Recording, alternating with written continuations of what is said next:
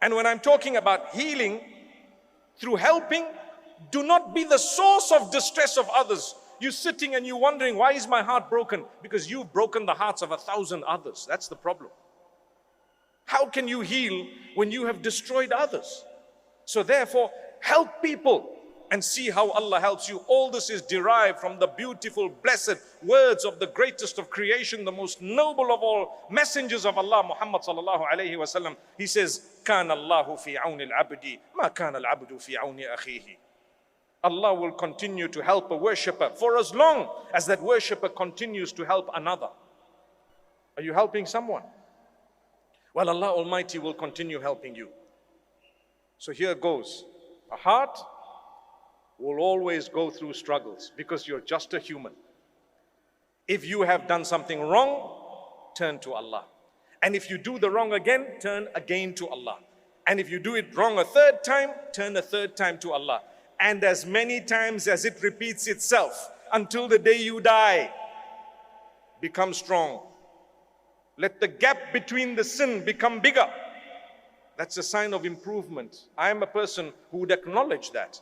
If you say, you know, I used to smoke 20 a day and now I smoke 10 a day, I'll say, oh, mashallah. I'm not saying mashallah at the fact that you smoke 10 a day. I'm saying mashallah at the fact that you quit 10 a day.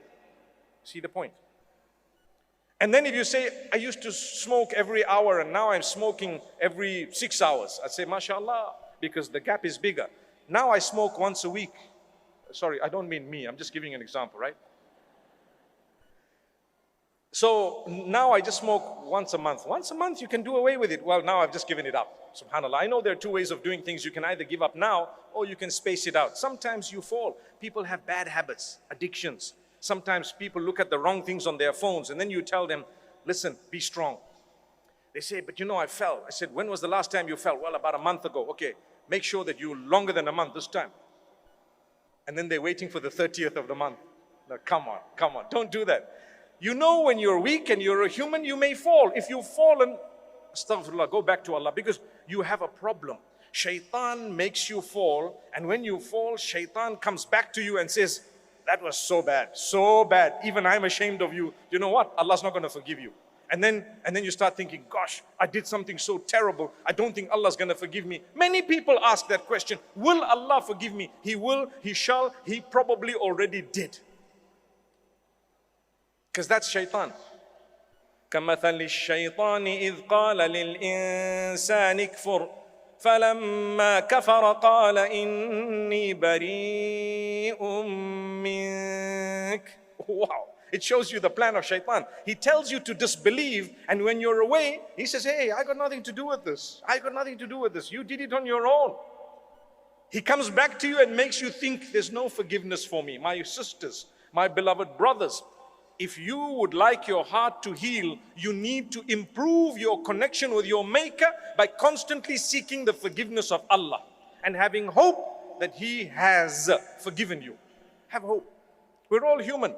If we had to know the sins of each other, we wouldn't even want to look at each other. That's why Allah's kept it such that when you look at someone, what do you see?